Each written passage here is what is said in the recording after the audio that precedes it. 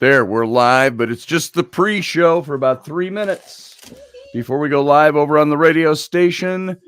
Hey, Morgan Snow, good to see you over in the chat room.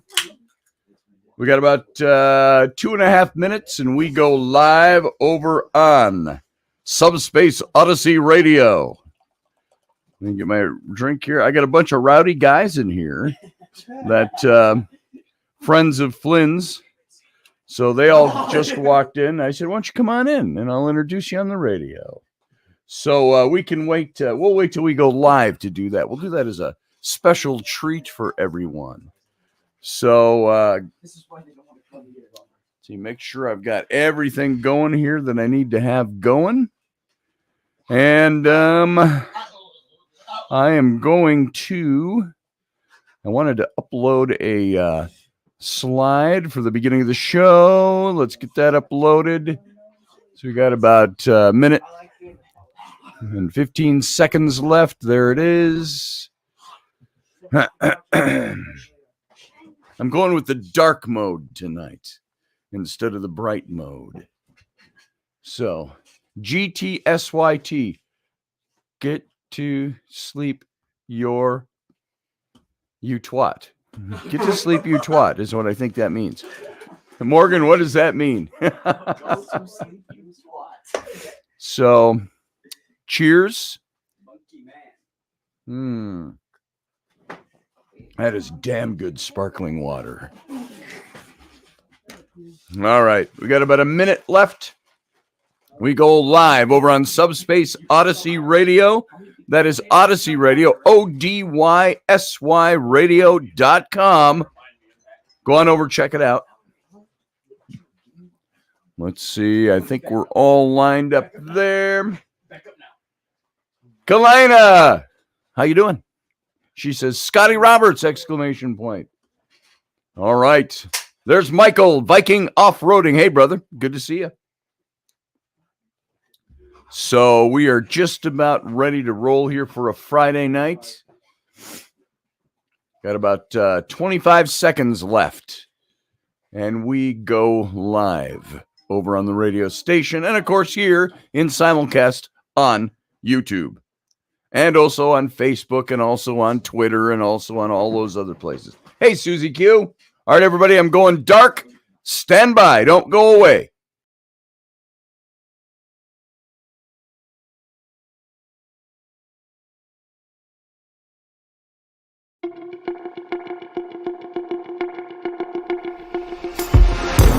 Intrepid radio program with Scotty Roberts. Intelligent talk.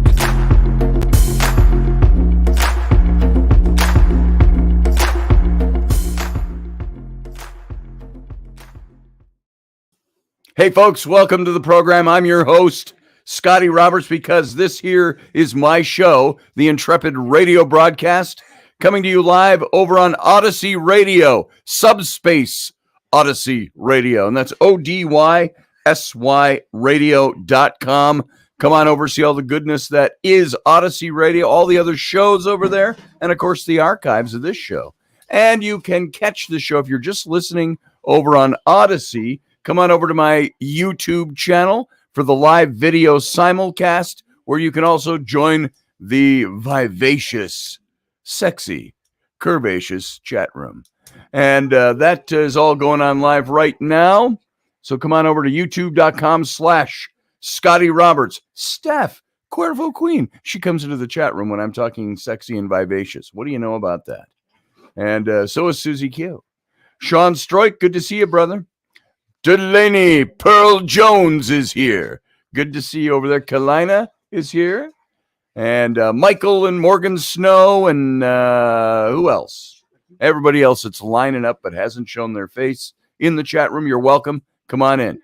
Before we get really rolling here, my boy Flynn is in the room. And he has brought with him several juvenile delinquents. And if you wondered what a band of juvenile delinquents looks like, here, guys, why don't you all come over here and step over here.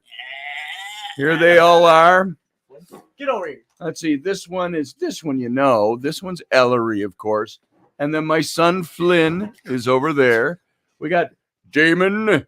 I know Damon really well. Now, you guys that I just met tonight, this guy who's bigger than me, but he's a 6th grader. No, I'm a 10th grader. Oh, you're a 10th grader. All right. So my son is hanging with upperclassmen. What was your name again? RJ. OJ? RJ. RJ. And then we've got Flynn, of course. And your name again is Ashton. All right. And I thought that was somebody over there. That's Dean Winchester over there. You can see, if you look, there's Dean Winchester standing by the bookshelf. That actually So there you go. It does. Looks real over there. So, guys, what are you up to tonight? We're going to my mom's house. Illegal stuff. You're going over to your mom's house? It's a small apartment compared to this She place. said it was Watch okay. it. Mom Randy said no. Mom said no? Yeah, but my mom said no. Oh, so you're going there anyway? No, I'm sorry. My mom said yes. Oh, your mom said yes. Yeah, my mom Okay. said yeah. I told you they're delinquents. Hey, Randall Flagg, how you doing? Thanks, Randall. I'll tell you all about that in a minute here. So everybody say your highs and say your goodbyes. And then you can all take off.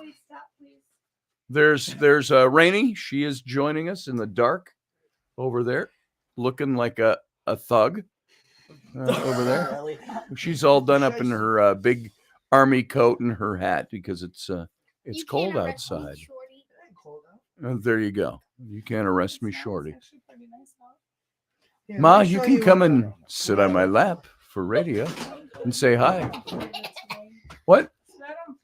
She doesn't feel good. None of us feels good.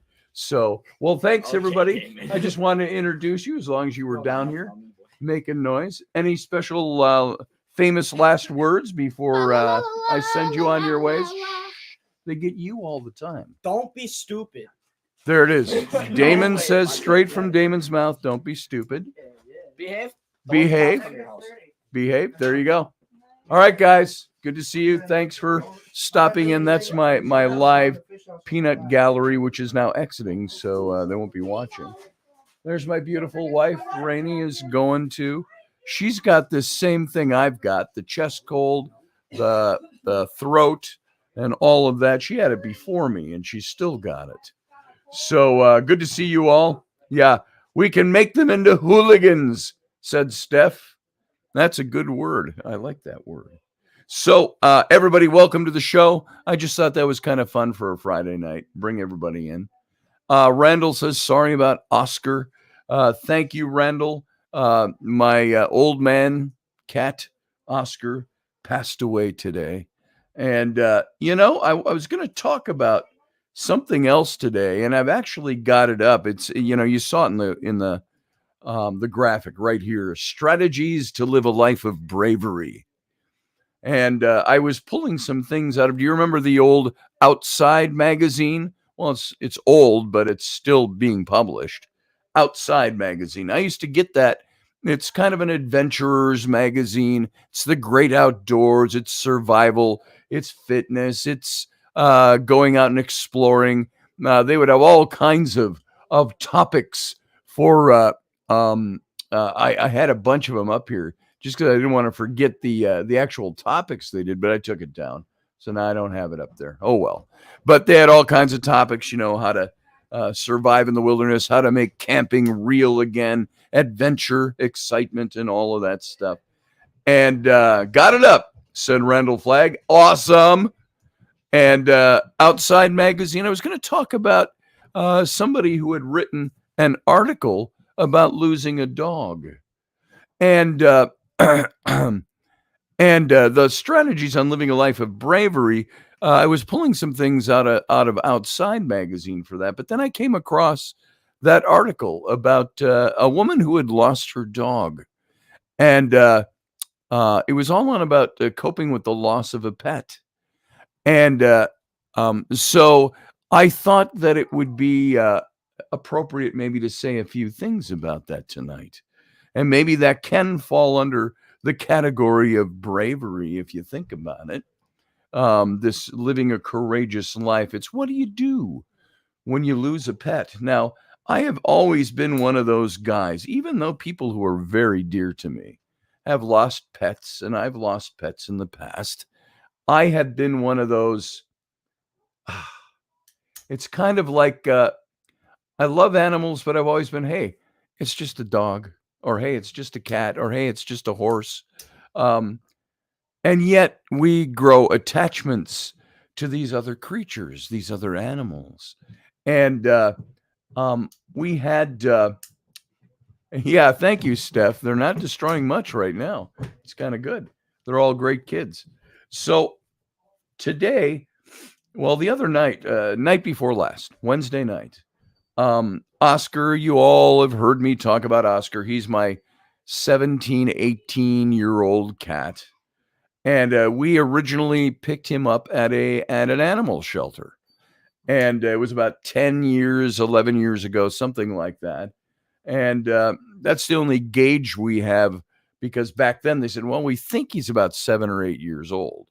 So and I didn't know for sure because he was found after a storm in another state. And he happened to be in the cat room. And then all the kids are in there with Rainey and I. And this is before Ellie was even born.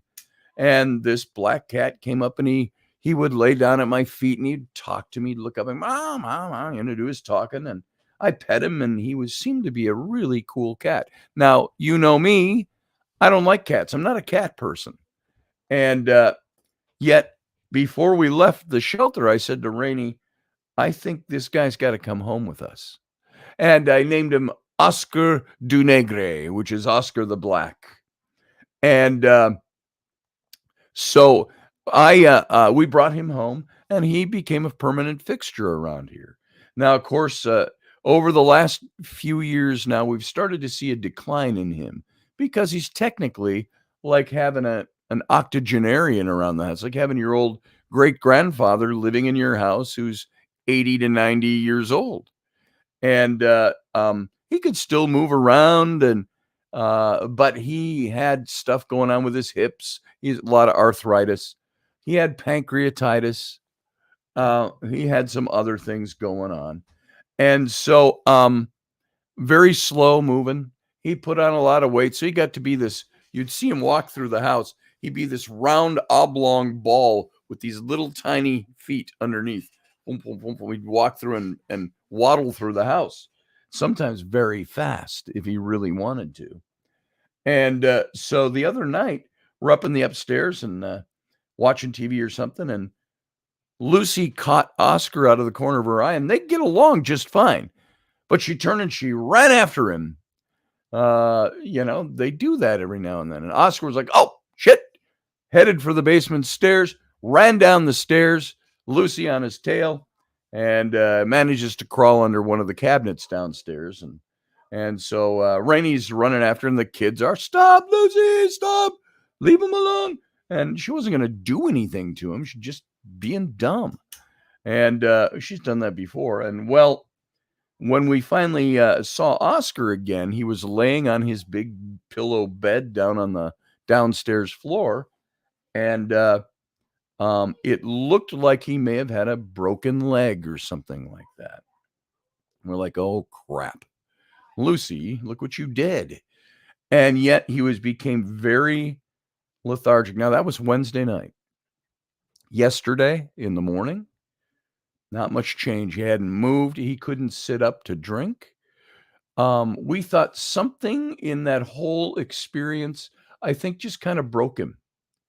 And he wasn't doing well. We had to lift his head to get him to drink. I don't know if he was tuning out. That's when I think I put up that post, when was it? This morning early on my Facebook, and I said, and my Instagram, and I said, looks like Oscar is starting his trek to leave us. And he did not get better. But I would go out in the other room from the studio here, and I'd see him laying on his bed, and he'd just laying on his side, hadn't moved a muscle all day. And I'd go, Oscar. And he'd, meow. You'd hear him say something. He'd talk back to me, and I'd go over and pet him, and he'd purr. So my daughters, Abby and Bryn, we were talking, and they saw the post, and they said, get him into the vet, Dad, please. And whatever it is, we'll take care of it, they said. I said, well, I called the vet. They couldn't get him until Monday.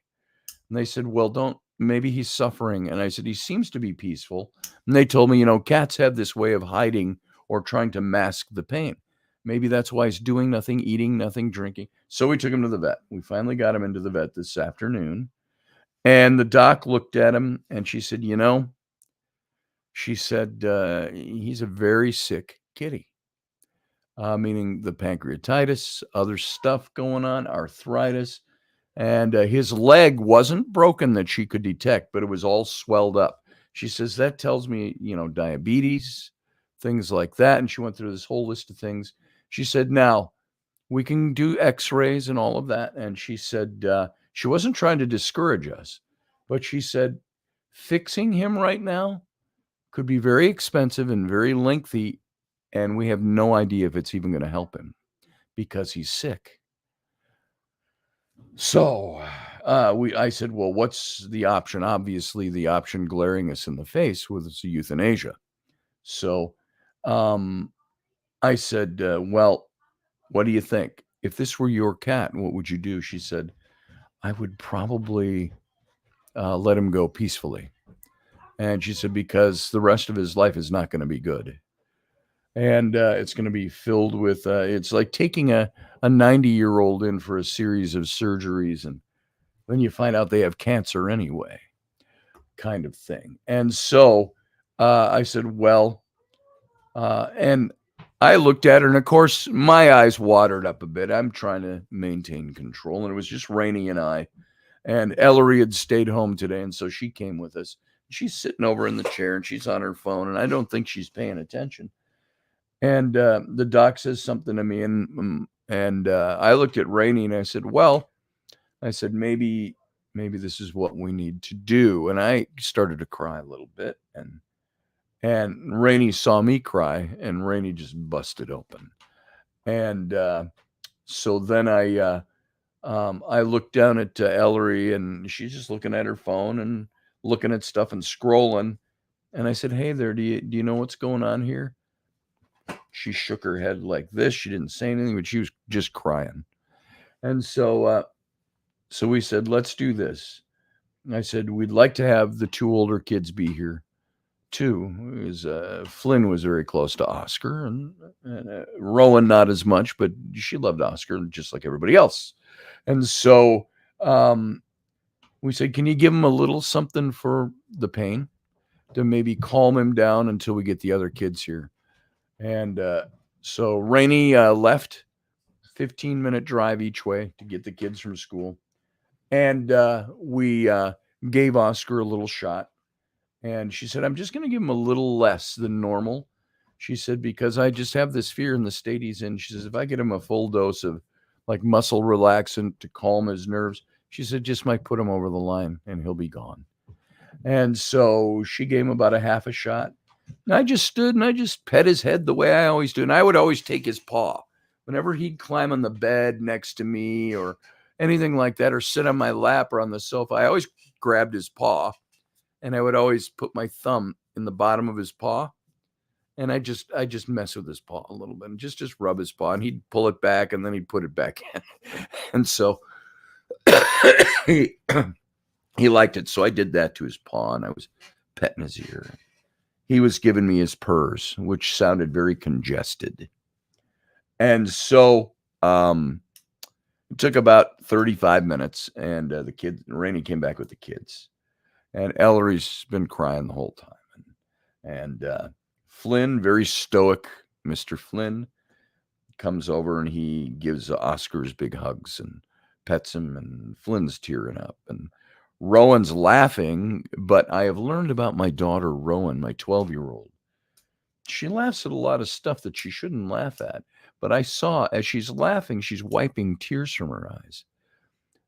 Her psyche, she deals with grief and pain and extreme emotion. She laughs. She tries to compensate for it. And by the way, I just saw that. Thank you, Steph, for the $10, the little RIP Oscar. Thank you.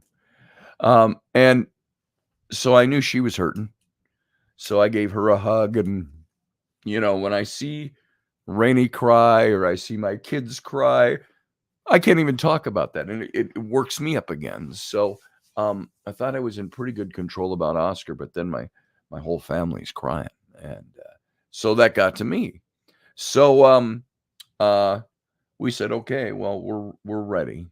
And of course, they took him back. They prepped him. They had to put a stent in his arm. What do you call it? Not a stent, where you get blood, IV drip thing. And so they had them all set up, and they had a decorative little wrap around it so you couldn't see the needles. And the doc came in and she said, I'm going to give him one shot that's going to totally relax him and make him sleep. She's telling the kids. She's very good bedside manner. And she says, and then I got the pink one that I have to give him, and that will I don't remember the words she used, but end his heartbeat. And she said, and then we'll just listen for his heartbeat. And so she gave him the first shot, and everybody gathered around him. You can imagine the scene because many of you have been through it. And everybody was petting him and letting him know, hey, Oscar, hey, it's okay, buddy. I'm going to miss you. And I said something, and I was trying to lighten it just a little bit for the kids. And I said, well, he's going to go and he's going to catch mice in heaven. And they said, he's not going to eat him in heaven, is he? And I said, well, no. I said, you can't. I suppose you can't kill mice in heaven, animal heaven. I said, maybe it's a catch and release. And they're all having fun. And they kind of soothed, little laughter. But I said, well, here we go. It's been nice to know you, Oscar. Glad to have you, old man. Be on your way. And we'll miss you. Sorry for the pain. And he was there. You could see him. He would twitch his ears every now and then. And then she gave him the final shot when she put the stethoscope to him right away. And she's just listening for a while. And she backed off the doc and she said, well, his heartbeat is still there. It's very, very, very faint. She says, I'm going to go get another little dose just to push it. And she said, but he's still there. And he was warm and everybody's petting on him and loving on him. And so he went out in a very loved setting. Sorry, I'm crying about a cat. Now, you wouldn't see me having done this. I see people that get really upset about their pets. And then somebody said to me today on my post, Risa Scranton, she said something about, it's hard to lose a pet. And I said, there would have been a time I would have said, he's just a cat. What are we all worried about? Why are we all acting up so much? But, and this is what I was trying to find out psychologically today when I was looking for something. I know that, Steph, but that's something I might have said a while back. He's just a cat. We got to get over this. We got to move on. He's just a cat. Or like I said at the beginning, he's just a horse, or he's just a dog, or he's just a goldfish. And you notice there's some animals we don't have that close an attachment to. Can't cuddle with a hermit crab, but you can cuddle with a cat. So anyway, I was looking for articles and information on grieving over lost pets. And I thought that might have to supersede this whole idea of having strategies for bravery, which is the topic for tonight. Steph, I do too.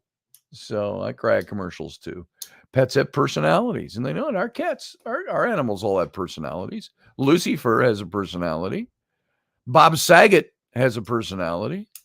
And it's kind of funny. Bob Saget, the year-old cat. We're sitting on the sofa.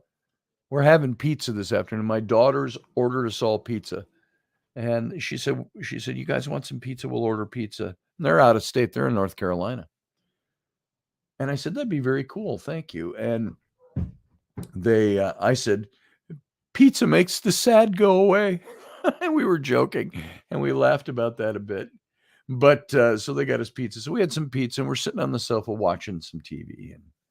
And Bob Saget comes up and he's just walking around. He knows. And he doesn't know like we know. It's not like he can articulate it. But Oscar was in bad shape. Oscar's gone. And he comes up and he curls up above my head on the back of the sofa, and then crawls down onto my chest. He's putting his paw on my face, and he goes to sleep right there. And he slept right there. I fell asleep myself, and so he knows too. But Steph says, hell, I love my animals more than I love most people. Well, I think it was Maria Nilsson, Dr. Maria Nilsson, John Ward's wife at the archaeological site in Egypt. She says, I have sometimes a lot more love for my animals than I do for people. And there are reasons we do that. There are reasons we think that way. And this is the article. This is not my original words. This is from Outside Magazine. And I wanted to read this tonight after this all took place. It's called How to Grieve for a Very Good Dog. And the name of the author is Annette McGivney. She's the author of Pure Land. She's the winner of the 2018 National Outdoor Book Award, and she lives in Cortez, Colorado. And she wrote this article for Outside Magazine. It was published in September of 2021, so a couple of years ago. So sit back for a minute. I'm going to read you her article. She says this: when my yellow lab died last spring, I was flattened by an overwhelming sadness that's with me still. She said, and that's normal, experts say, because losing a pet is often one of the hardest yet least acknowledged traumas that we'll ever face. I was walking home from getting my second vaccination shot last March when I suddenly felt like I couldn't stand. Everything about the vaccine was fine for me. It was just that I had lost someone very dear to me a few days prior, and I was overcome with crippling despair. I plopped in the dirt next to the side of the road, wailing while I fumbled with my phone to find the number for Blue Cross Blue Shield's counseling hotline. I explained my needs to an obstacle course of automated gatekeepers and finally got through to a human. My partner died 2 days ago, I managed to say through sobs. Oh, I'm sorry, said the woman on the phone, clearly moved by my distress. She gave me phone numbers for grief counselors in my area. I headed home with tears running down my face. What I didn't say is that my partner was a dog, a beautiful yellow lab named Sunny, who died at 15 and a half. When Sunny was euthanized in my backyard 2 days earlier, I knew that adjusting to life without her would be very hard. What happened instead was more like a tsunami of grief that swept me out to sea. Now that I'm pushing 60, I thought I was fully experienced in coping with the death of loved ones. But the sadness from losing Sunny was far greater than what I had previously endured after the passing of my parents, my grandparents, and other dogs. I was surprised and somewhat terrified that I had the capacity to cry so much. I'm just checking my audio here. There we are. Sorry about that. Little pause. And let's see, where was I? She goes on in her article, if I had lost a human partner, there would be rituals. And being an emotional basket case, understandable. But our culture, hold on, my window is acting funny here for reading this. It's odd. Hold on a second. Sorry for this, folks. It's good radio, I realize, but it's doing weird things to me. It's running off all my edges. There we go. She said if I'd lost a human partner, there would have been the usual funeral rituals. And being an emotional basket case would have seemed understandable. But our culture treats the death of a pet more like the loss of an automobile. When it wears out, you should just go buy another one. Well-meaning friends and family members had advised this in their attempts to help me feel better. What they didn't get was that I had lost a soulmate, an irreplaceable relationship, not a piece of property. And I think this is what people miss, is that these animals become a part of who we are. We bond with them they're a creature, they're an animal, they're not an inanimate object. So during our more than 15 years together, Sonny was faithfully by my side as I went through a bitter divorce, raised my son alone, dealt with caring for my mother and her dementia, and endured the death of my parents, as well as PTSD caused by childhood trauma, empty nest syndrome when my son went to college, stressful jobs, scary health issues, moving to a new town where I knew no one, and of course, the whole COVID-19 lockdown thing. Now, we all have these things that happen. I'm just editorializing off to the side. We all have stuff that goes on. And she's just named just about every kinds of thing that most of us normally go through. She goes on and says, Sonny was like a handrail during the edge of a 1,000-foot cliff. Navigating life's challenges seemed doable because I knew I could hold on to her if I needed. Now the handrail was gone. Trying to understand why I was in such pain, I sought out a few experts who explained to me what it's about these transitions that make them what's about these transitions that make them so difficult. Our pets are there for us when other humans may not be, says Robert Niemeyer, the author of several books on grief and director of the Portland Institute for Loss and Transition. Pets provide what psychologists call a secure base for us, where we can feel unconditionally loved and trusted. We often have the sense that they understand our emotions intuitively in ways that others do not cognitively. Niemeyer points out that the emotional bond with a pet can be especially strong for people like me who are survivors of trauma. And he says one of the great ironies of pet loss is that we're grieving the absence of a very companion who could have made such a significant loss more bearable. So, as it's true for many dog owners, my bond with Sunny was strongest in the outdoors. She shared my desire to wander in the wild more than anyone else in my life. And we did it daily, no matter the weather or what else was demanding my attention. I estimate that we hiked more than 15,000 miles together during the course of her life. On summer vacations and weekend trips, we hiked up to mountain summits and down to creek bottoms, through slick rock canyons and across snow-covered mesas, bathed in moonlight. But mostly, we just rambled for miles in the forest near my house, traveling cross-country on paths created over the years by our feet and paws. Sonny liked to walk about 10 feet in front of me and insisted on carrying big sticks that were a minimum of 5 feet long. She would turn her head sideways to thread a stick through a closely spaced trees, and often look back to make sure I was still there. Isn't this amazing? She would seem to say with her eyes. Yes, I would respond, feeling life's worries fall away.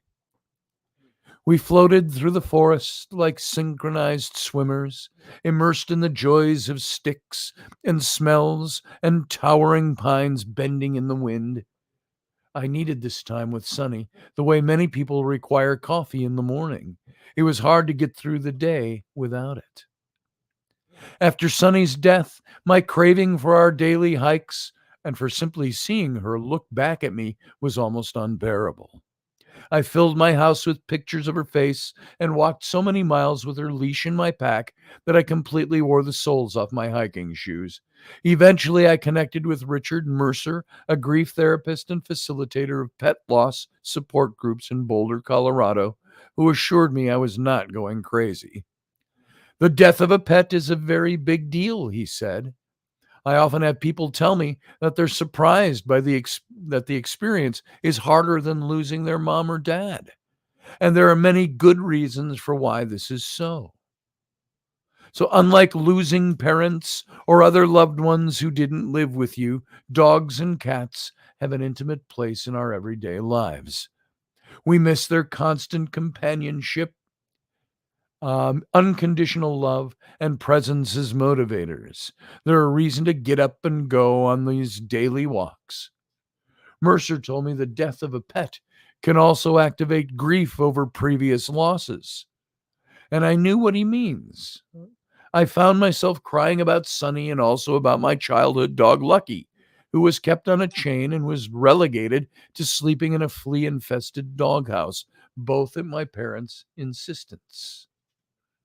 When Sunny was euthanized in my backyard 2 days earlier, I knew that adjusting to life without her would be hard. What happened instead was more like a tsunami of grief that swept me out to sea. But the pain of loss also involves neurobiology. Our field is just beginning to understand the positive benefits that dog ownership has to human health, says Kevin Morris, director of research at University of Denver's Institute for Human-Animal Connection. Nothing against cats, but Morris says dogs are especially adept at being close friends. All the dog breeds of today came from wolves that were, according to theory, living off the garbage heaps of humans 8 to 10,000 years ago. Dogs evolved to be companions to people in ways that other domesticated animals did not. Morris says researchers have found that a dog decreases anxiety and increases levels of oxytocin, a neurotransmitter, sometimes called the love hormone, that's associated with maternal bonding. A study published in Science documented how simply gazing into each other's eyes created a positive oxytocin feedback loop between dogs and their owners. Loving stares increased oxytocin levels in dogs by 130%, and by 300% in the humans.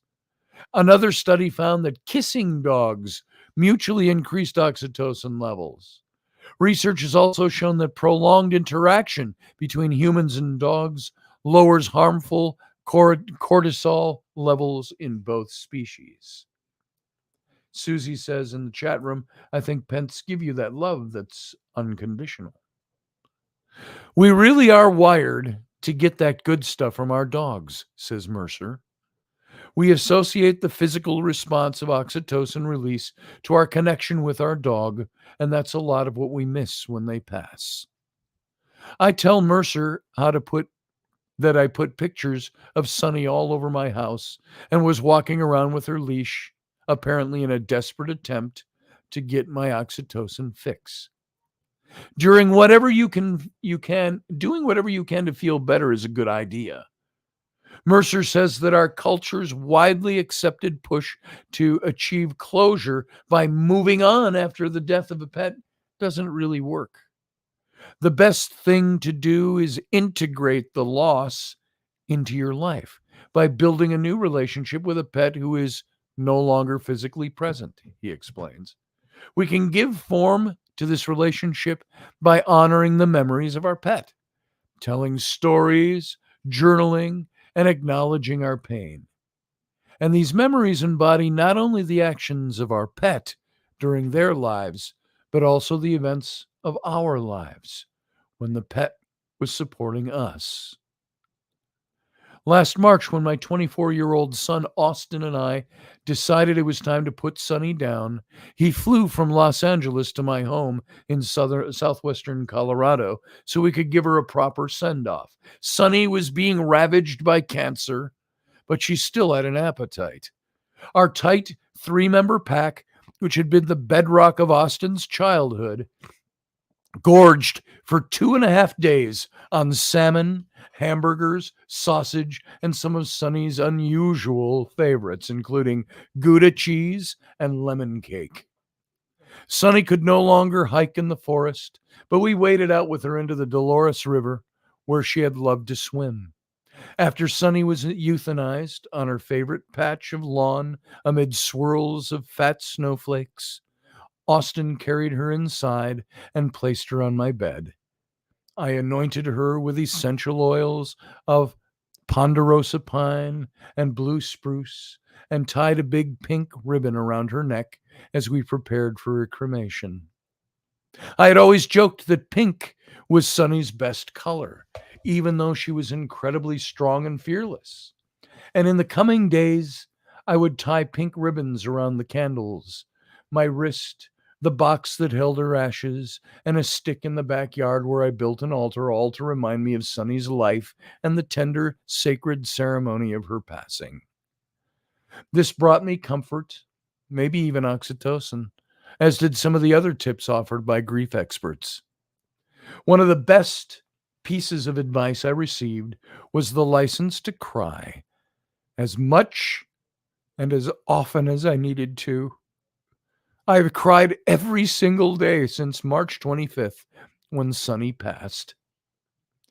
Plenty of people experienced this. I wailed like a little boy, Robert Niemeyer says of a cat he had several years ago that was killed by a car. It was the purest and strongest grief I have ever felt in my life. Copious crying is our body's way of achieving homeostasis by physically releasing strong emotions. Though letting the tears flow is healthy, it's crucial not to remain stuck in that kind of despair. My thoughts often turn to Sunny's tough final 3 weeks rather than to the wonderful years we shared. Mercer encourages people to make a conscious effort to focus on the good times and burn these happy moments into their brains. Meditate on these memories as if they're happening in the present, and remember how you experienced them through your senses, he says.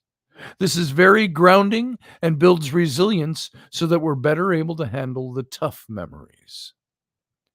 Following another of Mercer's suggestions, I joined the pet loss support group he leads for the Humane Society of Boulder, Colorado, in the Boulder Valley. Pet loss is a disenfranchised grief, and not everyone gets it, he says. So much of what comes out of the group is just normalizing and validating our feelings. The goal of the monthly meetings is to provide a safe place for grieving pet owners to share. Some participants hold a picture of a pet who died a few days prior and simply cry. Others tell stories of a pet they lost years ago. I found every meeting to be like a giant hug. And one of the most surprising and hopeful things I learned was that my love for Sunny could be the bridge to bring a new dog into my life. Not as a way to replace her, but to honor her. Some people may feel it would be too painful or disloyal to get another pet, says Niemeyer.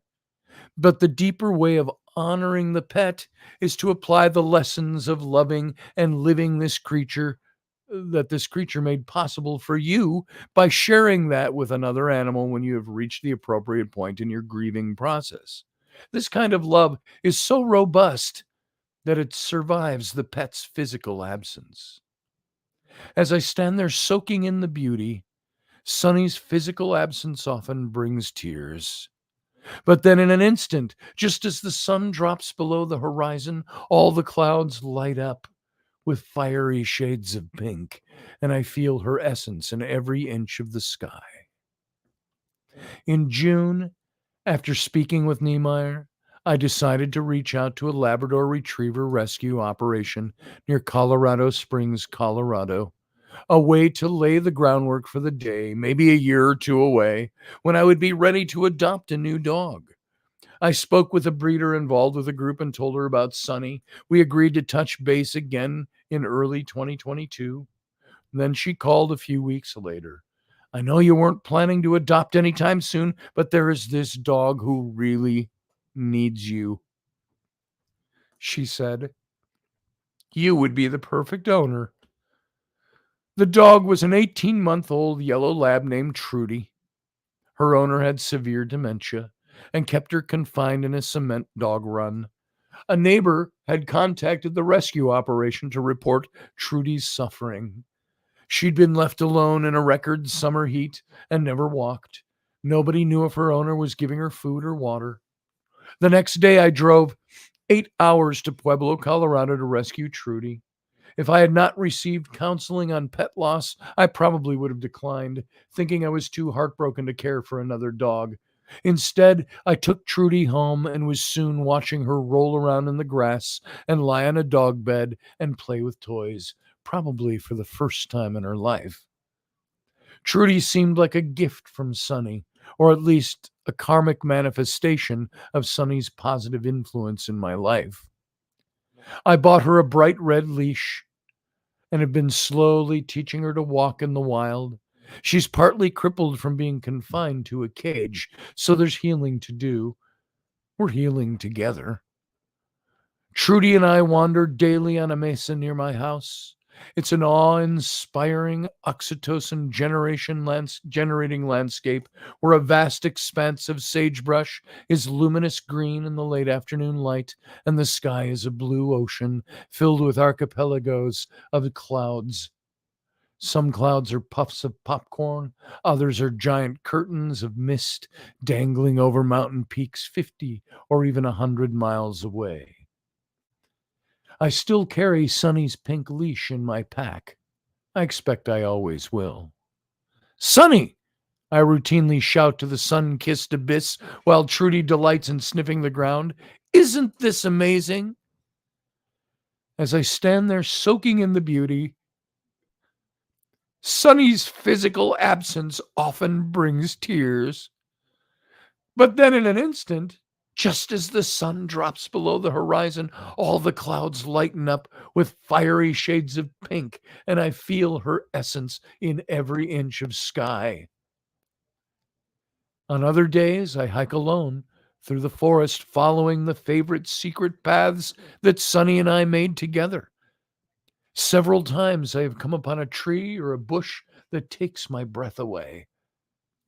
Tied to a twig in the middle of nowhere, and for no explainable reason, is a bright pink ribbon. So there you go. That is Annette McGivey's story about she and the loss of her dog. So I don't find perfect affinity with that story. And Oscar was a little different for us the last few years, especially because he was infirmed a bit, just a kind of a, not grumpy, he was just a quiet old cat laid around. I've said many times he'd look like a black throw pillow, a furry black throw pillow laying on the floor. And so I mostly shared that for all of you who have lost pets. There's a lot of pathos in that. There's a lot of little spots in reading that article that generate tears on my part, that stimulate my emotions, because it's at the heart of things. And so I think of my dear friend Wendy, who lost her dog, her basset hound, Henry, a couple of months now ago. And she's having a tough time getting over that because she lives alone. She doesn't have other people that distract her from that while she's alone with her own thoughts. And reading up on some of this has even helped increase my empathy for Wendy and her loss, and maybe everybody else and their loss. So Steph says, when I put my dog down, the first call I made the next day was to my therapist because no one in my family could deal with it either. So I made them cry more.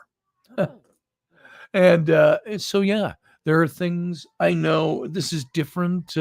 When my friend Dave died, Uncle Dave, to all of you, I cried for weeks. That first week was a loss for me. I couldn't function. I didn't do any radio shows. And see, I'm already differentiating between a human being and a pet. And I think there are differences, obviously. But I think the love we have for those animals, the human animal or the animal, the creature animal, it's all the same. And like so many of you have said already, that the loss of a pet is sometimes stronger than the loss of a person. It's because we love them unconditionally because they love us unconditionally. That's the best kind of love, isn't it? And so Thank you, Susie. It's not like this to me. The loss of Oscar is a big, gaping, torn open hole in my family. My kids have been playing all evening up there and messing around, and Flynn's got his friends over. Flynn was pretty moved. He was pretty uh, heartbroken by the loss of Oscar. But they're already in their own hearts and heads. They're moving on a bit, but it hits you at times because you walk out and you go, well, hey, it's only one kitty in the house, so I don't have to worry about Oscar right now, or where he would sleep. It's gone. That bed, we took him in on that bed. He was so sick and couldn't move that while he was still here, he would pee and poo on himself. He couldn't get up and move. That's what made us think when we saw him doing that there's something really, really bad going on. He's not getting over this. And of course, we brought him into the vet. They said, don't clean him up. Don't even try. They said, just bring him in, bring the whole bed in. And we had one of those really big cushions. We actually bought it for the dog. And Oscar took it over before the dog slept on it ever. So it became Oscar's bed. And it was full of his hair and smelled like pee.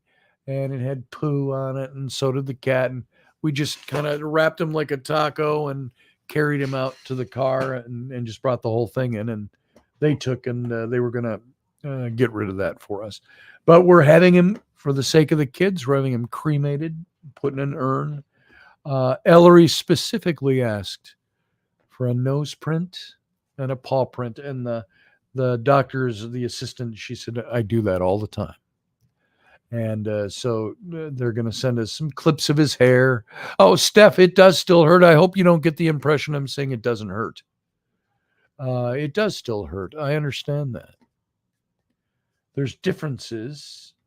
It's like saying I grieve differently for the loss of Dave than I would grieve for the loss of my wife. Same thing. I grieve differently for the loss of the loved ones in my life that are human versus the loved ones that are pets.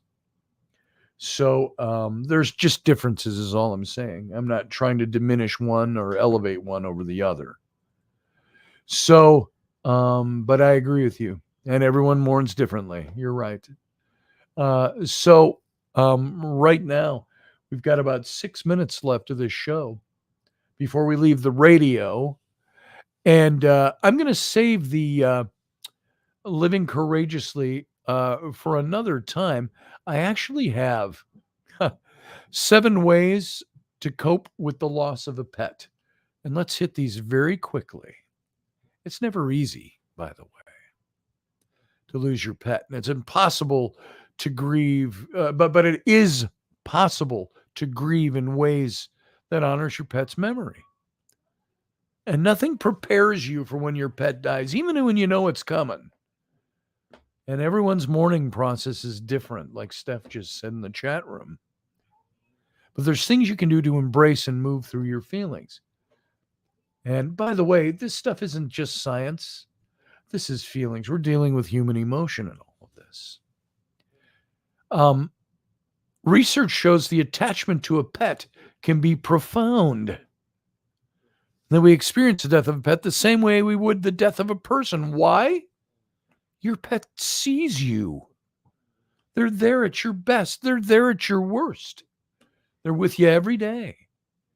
They're beside you as you move through life-changing transitions, like new relationships, the birth of children, moves, relocations, major losses, and they love you no matter what. That type of attachment creates a relationship that's really rarely duplicated. That's why their death becomes so difficult. The positive lessons learned. I got 7 things here and just a couple minutes to do it, so we're just going to fly through them.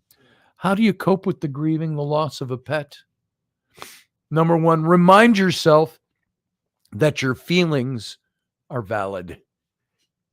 It's important acknowledgement that this is a legitimate loss and it's okay to feel bad. Like I said, I'm going to fly through these. Number 2, brush off people who suggest it's only a pet. That's frustrating and it's heartbreaking When a coworker, a friend, a family member, or a neighbor says, "That's only a pet. You'll get over it soon. Just get another dog or cat or a bearded dragon." And you know what? Brush those people off. Number 3, use art or nature therapy to transform your pain. As a certified artist, I guess you'd call me,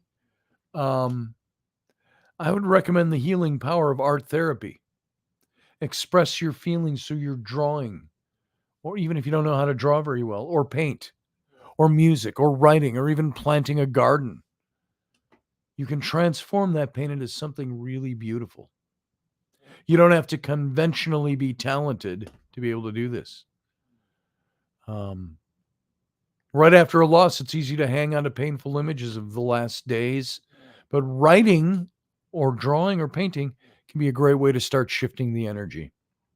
4, find support and talk about your pet's loss. Talk to your friends and your loved ones. This chat room.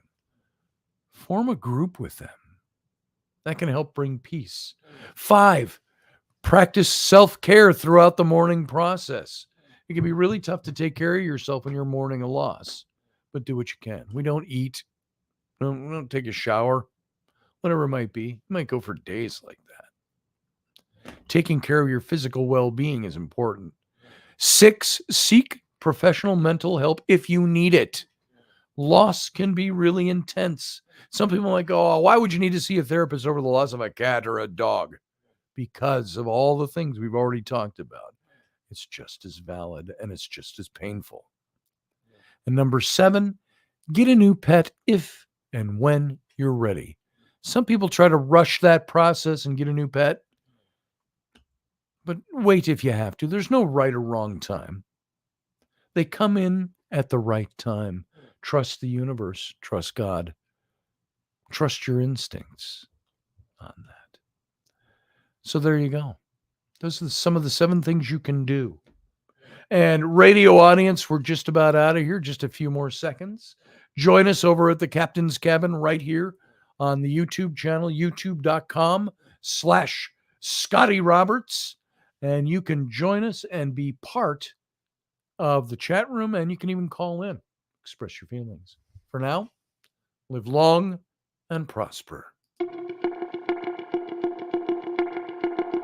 Join us every weeknight at 9 p.m. Central Standard Time, 10 p.m. Eastern. The Intrepid radio program, a Scotty Roberts Productions broadcast.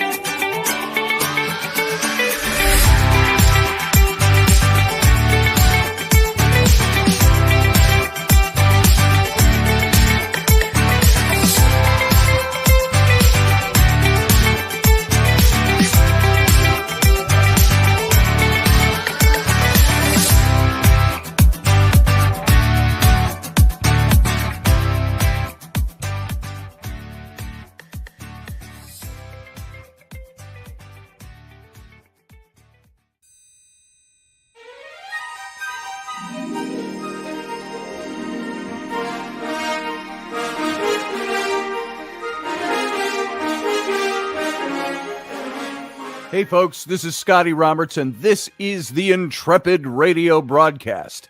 I've been broadcasting for about 20 years now, covering such topics as science, politics, the paranormal, weird science, weird world history, archaeology, and the paranormal. Everything from ghosts to cryptids to creepy things that go bump in the night. So every week I bring you 3 new episodes. Come and join my channel and also be a patron to this site. So see the details below, and we'll see you here.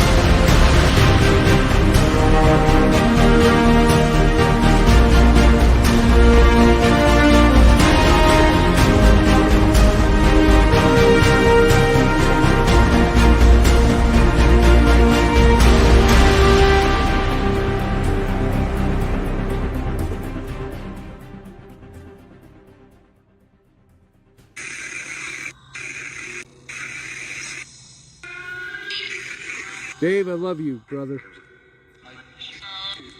I miss you too. I miss you too, I heard. Yep, Did you guys hear that? I heard that. I miss you, Dave.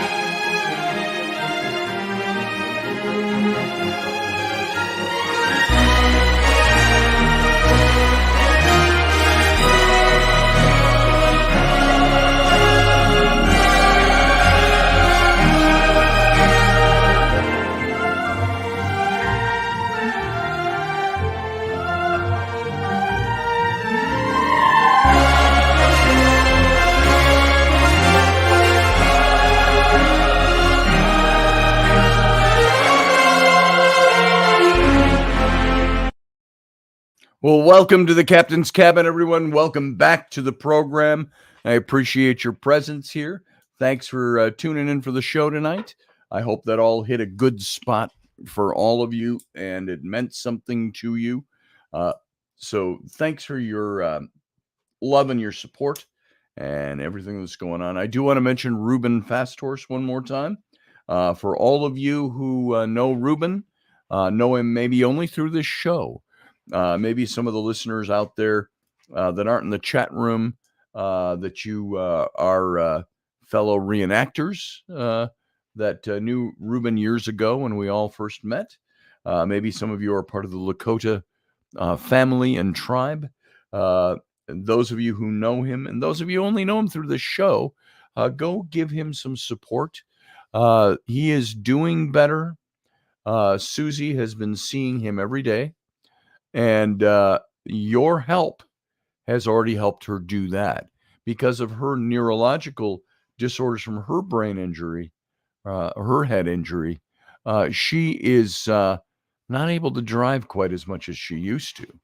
And so I want to encourage you to do what you can to help.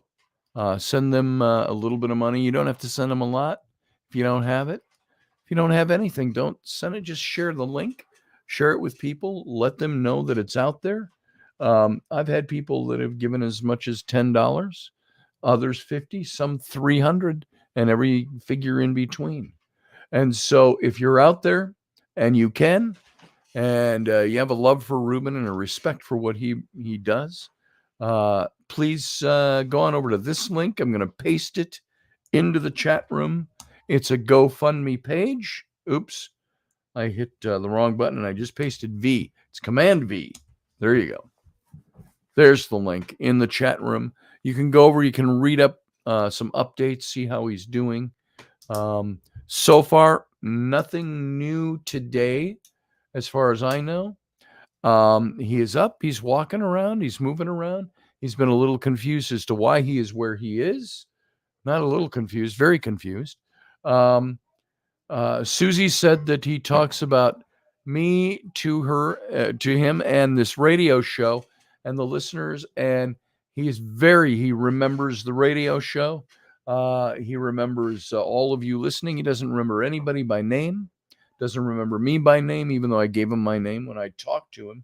So that's the part of his brain that they're struggling with, and they're hoping is going to, well, they're going to have to rehabilitate him to a certain degree, but they're hoping some of that comes back. So keep him in your prayers. If you can, and you have anything that you can help with financially, please do that. So far, and it doesn't sound like a great deal of money, but if you go over to the, I'm looking for the GoFundMe page. So far, we've had 22 donations.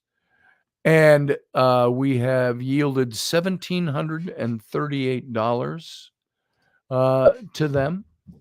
And just the way that breaks down, just so you know, out of those donations, $1,738, There is 1,545 that's already been transferred, another 135 that's in the process from today's stuff being transferred, and only out of the $1,783 that were $1,738 raised, only 57 has gone to GoFundMe for fees. It's 3%, $57.03. So they've raised 1,738, of which minus 57 off of that, and you get the idea how much is going into their bank account. 1,600 and something. I'm not that fast with numbers, so there you go. So please click on that link or paste it and go check it out. And do think of throwing in some support for Ruben. I hope some of the people who've slipped off since we started, we've had about 3 or 4 people drop. I hope it's not because we're talking about something like this. So this is only a few minutes, and it's a dear friend of this show. So do what you can. If you can give $5, give $5. If you can give $500, give $500. If you can't give anything and all you can do is share the link, please share the link. And if you can't even share the link, I don't know why you listen, because that's all part of this program and the people that we say we love and respect. So I'll leave it at that. So how's everybody doing? I'm going to grab the link to call into the show. If you want to call in, we got a little bit of time here. As you heard while I was talking and reading tonight, throat is still not back to normal. Rainey started today, a week into this thing, and her voice is cracking all over the place. And mine it's changed. It's not just rough. It's crackly on the edges, which it wasn't before. And my chest is a little more crackly. But again, I don't feel sick at all. It's just the only thing that feels sick is my voice and my throat. And a little mild, it's like a mild cough. It doesn't seem that bad. We still haven't got significant snowfall up here. They are saying we're going to get it this weekend. And they're even saying that probably not significant. So we're into the end of the first week of January in Minnesota and Wisconsin. And so far, all we've had is a little dusting of snow, which in the sunshine, frankly, when it's only 22 degrees or 25 or 30 degrees out, it still melts off the surfaces. So we haven't had snowfall this year. Now, what that can mean for us up here, if we don't get certain number of inches of snow or feet of snow up here, we could have a very dry spring and summer. Now it's very possible we could have a very dry winter and be flooded out in the spring. That's possible. Oh, and by the way, on that point, we had everything fixed with our drainage tile and dug trenches and all of that from our window wells where we were leaking. That's all fine and good. It worked. But 2 weeks ago, we had all kinds of rain and damp and all that. And there's a crack in the foundation here. So we got water leaking in a crack in the foundation, kind of in the same spot. So it came out just a few feet from the wall in a kind of a long, skinny stream, but we kept that up and we put dehumidifier and fans on it. Now we got to figure out what to do about that by spring when it starts to get really wet outside. So anyway, Steph says, I watch a guy on YouTube and he's saying in the next 2 weeks will be 3 storms. Boom, boom, boom. Where are they hitting? Just all across the United States? I hadn't heard. So it'll be interesting. Here's Michael. How you doing, Michael? How you doing, brother? No, I heard that about, losing a pet. And, I lost my dad recently and it hurts. But, Sure it's a different kind of hurt. I lost a pet that I had for 17 years. Mm-hmm. And sometimes, it might sound bad, but, that hurt worse than. Sometimes people think it sounds silly. I'll even admit there's times I think it sounds silly. Yeah. I think, come on, get over it. It's just a cat. It's just a tarantula. It's just a boa constrictor or a fish or a dog or a whatever. And yet we create these bonds these emotional bonds with them, and they create emotional bonds with us. So it's really interesting on a scientific level, psychological level, but Oh it's yeah, very true. I'm with these two here all the time. I sit here and I Yeah. go to school. One's at my feet. If Hey, I Claudette. go, go lay down, one's laying on one side, one, when I was sick, there wasn't nobody else around. But then two Yeah. big old dogs was, and like you said, Wendy, I saw the loss that she went through, and that was her child, and and she told me, Yep. she said, my protector, and nobody wouldn't think of a basset hound as being a guard dog, but that was the guard dog for her, Mhm. and I have told people I will tell you, no offense to anybody. I don't mean this to deride anybody or the way they feel, but I have always, for years, I hear the term fur babies, and it makes me bristle a little bit. I've known people who don't have kids and their pets are their fur babies, or people that do have kids and their pets are their fur babies.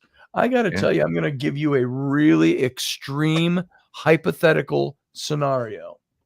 If I had to sacrifice somebody, one of my children, I mean, I'm talking about whatever the circumstance may be, you think of what it is. If you had to let somebody die and let somebody live, and the choice came down to my child or my dog, I mean, sorry, Spot, it's been nice knowing you. I love you. Thank you for giving your life to save my child. My choice would always be with my children. Now, that's because I have children, and I have human children. I have cats and dogs. So some people are not like that, and I understand that. We had another dog when James was little. She went between him and a copperhead in the yard and got bit in the neck. And I tried my best to save that dog because she had give everything that she had, in this plane to save one of my kids. And I told him, I said, you couldn't ask for more of a sacrifice than to give everything that she had to save him, and and that's one of the reasons when I lost Snowflake, I had been working on the road. I'd come home. She's laying on her bed. They told me she's sick, not been eating. I went to use the bathroom. And I remember I got done. I went out and petted her head. And I told her, I said, I got to walk across the street. I'll be right back. And she had passed away in like the 20 minutes it took me to walk across the street and come back. And I tell people, I'm like, that dog waited to tell me bye. She knew how close she was. And I made her a promise that night. I said, if there's ever a pit bull in need, I will champion your cause. Because, she's a good dog. Go. And that's like the damn Wicked Women. I told him, I said, hey, get your bump hound and your plate carrier. They're going to put perfectly good animals down for no good reason other than ignorance. Right. Right. Like you said, coffee black, tea in the harbor. Yeah. I hate to right there. I'll take my coffee black and my tea in the harbor. Yeah. So, I'm just more tuned into it today because I had to go through that a little bit today. And I was surprised at my reaction because I thought, I have a lot of affection for Oscar. He's been around for a very long time in our family. And I was surprised when it broke me up at the vet clinic. The doc said something and I was responding and I'm like, Jesus, I'm crying now. And once Rainey saw me cry, she just bust wide open and cried. And I had to put my arms around her, and then Ellery cried, of course. And so, it's Rainey watched me, and as soon as I cried, she cried. I think she was ready to go already, and she was waiting for me or something. So I think the older we get, the more sentimental we get, and things like that. And I'm like, so I don't know. Like I said, my kids are grown. My fur babies are still underfoot. Like I said, when I seen the thing for Bravery, there's a lot of things that run through my mind that didn't involve, loss of a pet or whatever. And I'm like, but I was thinking the whole military aspect, the person who runs into a burning building to save a baby that he didn't know. Right. But but it is, But it does take bravery when you lose something that is close to you to get up the next day, put your shoes on, lace your boots up or whatever, and carry on. And Yeah. oh, someone said we're a part of our lives for a little while. We're a part of their life. Yeah, that is very true. That's very That's true. very true. I know I was going to comment on that. That's And because they are, and I've heard it put that they are sentient. I would say, yeah, is an animal sentient? Do they have self-awareness? Maybe not on the same level that we do, but I think they do have it. And that might contradict something I was talking about a few weeks ago, even. yeah, But I think that it's there. They have a sentience, a self-awareness. Um, they have a different intellectual set of skills than we do as humans. But the way they perceive us, we are their everything.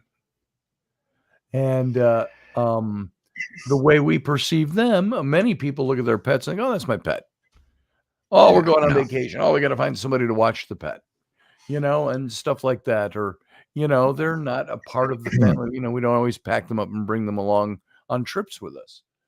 No. Maybe when we go camping and stuff like that, but we don't bring them on a plane and fly to Disney World with our dog. No, They stay here. So different concept and different perception of what's what. So they, but when Randall says they're part of our lives for a little while, you're looking at that 8 to 15 years, maybe 20 if you're lucky. We're a part of their lives forever. We're everything to them. And that's all they know. We're the only ones they know if they're in one family for that period of time. Now, I told this story once. We had a big black lab named Buster. And we had picked him up through a rescue. And there I was mixing that up with Oscar because it was Buster who had gone through some storms, tornadoes or something, Kansas or somewhere down there. And speaking of Kansas, where's Steve? I haven't seen Steve for a long time. But there was a storm, and he got shipped up here with a bunch of other animals that were lost in the storm. And we got him at a shelter. And he was a pretty lovely dog. Big dog. Kids loved him. This was all before Ellery was born. I think he was here before Oscar, I do believe. Sam was still a young teenager at home when we had his Buster. And we were in a small house. I think we had the new baby coming, and there just wasn't room. And we thought, we got to find a new place for Buster to live. We just can't do it here. And we found a good friend who said she'd take him. And she took him. And now he just died a couple of years ago. But she had him, and she absolutely loved him. She stopped by one day, maybe 2 or 3 years after she took him. And she brought Buster with her. And so they came for a visit, and we had a little cookout. Buster came, and he was playing with us all and seeing the kids and having a great time. Now, this is going to speak to the way a dog perceives. Because when she was leaving for the day, she walked out to her pickup truck, and he's running around the yard, and we're all saying goodbye, and he follows her to the truck.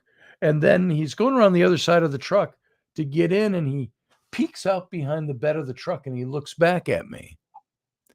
And he looks at her, and she said, "Go on." And he lopes all the way back up the driveway to me, and jumps up, puts his paws up on me, pets me, licks my face, wagging his tail. And then I said, "Oscar, good to see you," or Buster, good to see you. You go home now. I'm glad I got to see you. I love you, buddy. And he turned around and he ran all the way back to the truck and got in. So it was kind of like he was saying, hey, I'm with her now, but I still love you. I got to come over and say goodbye one more time. And I thought that was very cool. Their hearts are very, very pure. Very pure. Yeah. There was an old guy told me one time, I asked him, I said, I said, seemed like you're closer to your wife or to your dogs than your wife. He said, I am. He said, the dog loves me more. Yeah. I said, how do you know?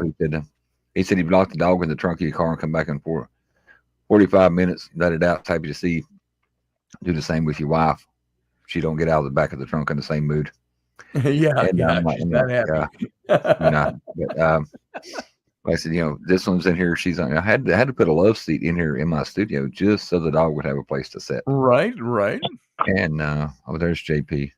JP. Oh, I was going to say, Good to see nice you, brother. coat. Good seeing you. That's all we saw. That's all we saw was the Is coat. it snowing there? Yes, it is. That means it's coming this way. So. Yeah. JP's going to have to get out of North Dakota before he frostbite something. Oh, Yeah. I already have a start date. All right. What's your start date? It's on or around 19th or 20th of May. Yeah. So Right on. I So you have to got a deal little with bit this of time. little bit of time, Hey. but And it's where again? it's sorry, vapor locking on you. It's, It's out at the position's out at Scott Air Force okay. Base. All right. Cool. That's Illinois, and it's about a half hour from St. Louis. Okay. I know where that is. Not bad. So I'm Yeah. looking forward to it. you get to Got a move. lot of farmland around there. I think Do you have any that's southern pets over Illinois, there, right? Jason? No, Yeah. I soybeans. don't have any pets. So the last pet I had was in 15, my German Shepherd River, and I had to put her down. She got a fairly aggressive malignant melanoma that developed Oh boy. kind of in the Yeah. upper jaw, lower cheek area. It metastasized to the bone. It was getting all in. He was in pain, and her whole demeanor was starting to change because she was just uncomfortable all the time. Right. And yeah, ever since I haven't really been able to, I have opted out of it. Always excited to see, friends of mine's dogs and stuff like that. I just haven't been able to bring myself to, I get it. because she was 2.5 when I had to put her down. She wasn't very old at all. Sure. And I guess probably maybe a year before I got her as a pup, I had to put my Shiloh Shepherd Max down. He had T-cell lymphoma, and the gal that I was engaged to at the time had Max. We put him through chemo, and he was making a full recovery, back to his normal self again. And it completely destroys your immune system for a while after you go through all of that stuff. And he caught some sort of infection, and basically I came home from work one day, and he held on long enough basically for me to say goodbye, which was kind of crazy. Yeah. Because I basically got to see the light go out of his eyes. He effectively went brain dead and was on autonomic function. When we got him to the vet, he had 110 fever. Oh boy. So he basically cooked. And Wow. yeah, you want to talk about seeing a grown-ass man turning into a snotting, crying, I get it. blubbery mess. Yeah. Yeah. So yeah, back to back. It's kind of and he was 3 when that happened. So Not very old. right, it was just brutal, and in that regard, I haven't recovered. We were looking at some bearded dragons. We've been looking at them for a couple of years. We've thought about getting them because we had one once that we accidentally killed. Oh, geez. He was big. He was about that big. He was my wife's sister's, and he was in a big, tall aquarium, and with a habitat in there. It was real nice. He was very cool. He liked the kids. He liked everybody. Not the kids, my other kids. older kids. This was a long time ago. We were moving and stuff got brought outside and set while we were organizing the truck. And his aquarium got put outside and it was in the sun, but then somebody put something over the top of the aquarium. Oh, Like put like a bulletin board or something and laid it on the top and went and did something else. so it And couldn't vent. when we ate lunch and all that, we came Overheated. back and we found him. He was dead. He got cooked to death in the sun. I My had mom- something oddly similar happen. I of all things won an iguana at a basically it was like a, and this is when we were in Alabama when I was a kid. It's like almost like an Oktoberfest kind of county fair sort of thing they had going on, and yeah, I was all excited about it because I wanted an iguana. My mom didn't. And Figures. I took him outside because I didn't have a heat rock for him or anything like that, and had him under the umbrella on the patio table on the deck, so he wasn't in direct. But it is Alabama, so it was stupid hot, and Right. yeah, he cooked in his little terrarium. That was depressing. No, that's sad. I'm sorry to hear that. Well, they saw one. They're normally $75 to $100 a piece, and they were at the pet store the other day, and they have a special. They were trying to clear out a few extra ones they had for $43. And last summer, we bought at a garage sale. Now, we didn't have any bearded dragons. We found a big aquarium about that long, about that tall. It was like the equivalent of like a 30-gallon, maybe a 40-gallon aquarium. Yeah. But it was all wrapped up with all the cardboard advertising things on it, and it had all the stuff for setting up for bearded dragons. Oh, okay, cool. And we got it at a garage sale for $10, brand new. I said, let's get that. Randy says, we don't have bearded dragons. I said, oh, but we will.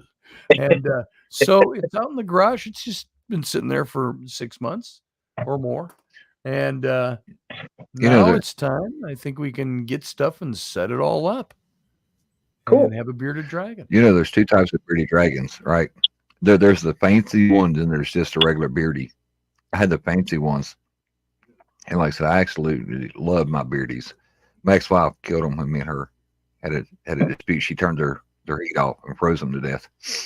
There's a special place in hell for people who just cruelly kills an animal. But I remember his Fred and Barney was the big one. And one morning I thought I was tripping. I got to lace my boots, and old Barney's over there waving at me, and I thought, what the hell? But that's how they show, like, submissive or whatever. So you'll feed them, they'll wave at you. And I thought, damn, I'm tripping. This fucking thing's waving at me. He would. He's sitting over there in the aquarium going. I'm like, hey, over here, man. Dude. Wow. We're here. The snacks, they're right up there. Over here. Yeah. Yeah. It's like, yeah. Yeah. Snacks But, are right there. Yeah. Like I said, the first one I laced, I thought, no. I'm That's seeing funny. things. Second boot, I looked up. I'm like, and sure enough. And I'm I like, do wow. not have a beard, damn it. Yes, but you would. If you did, you'd be an exotic one. Steph. Yeah. Jesus. I tell people, even if you don't like reptiles, a bearded dragon will win your heart over. They're Towards so the personal. reptilian. They're Yeah, like they're as friendly and smart as I scale rats. Yeah. And they are, because my daughters That's had it. a rat Always when they Don't were look like a scaly puppy. 10 years old, while we were going through all the custody stuff, and they would come over to my house on the weekends because I did not have the temporary custody, and I had Pardon my clutter. I'm going through things. All right. So they would come over, and down. the rat was an exotic blue silver rat of some kind, and it would recognize them, and she'd crawl up on the side of the glass and greet them, and they'd take her out and play with her on the floor, and she'd sleep on their laps on the sofa and all that. And she had cancer, and so now they were 9 or 10. This is 22, 23 years ago. And I remember I took the rat to the vet. And that's how she has cancer. I could do a surgery, but there's no guarantees. So back 22 years ago, we dropped about $700-800 into surgery on the rat, and she lived another 6 months, and she was gone. If 6 months. So that's something, you know, you hate to say it, but you go, as intelligent as that rat is, and as much as it likes my kids, I don't think I'll drop another $700 on a rat. They have infinitesimally short lifespans. Yeah. So the one thing that I heard, like you said, saying about that was when Henry got really, really sick the first time. Wendy called me and she was tore up, and she said it should be criminal. She said these bastards have a license to print money because you know it's an emotional attachment that you have, and they play on that emotional attachment a lot of times because you know you're not going to just let your dog suffer, and they know that, so they hit you with a big old thing. I said, I know she's still paying like $9,000 for all the treatment that he had. Yeah. And but at the end of the day, you know, that's her buddy. You know, that was, like she said, her protector, her confidant. You know, and I've even seen her mom say, you know, oh, that's my that's my grand dog. You know what I'm saying? Yeah. In that very quaint British accent. And I've heard her before. You know, Henry get into something.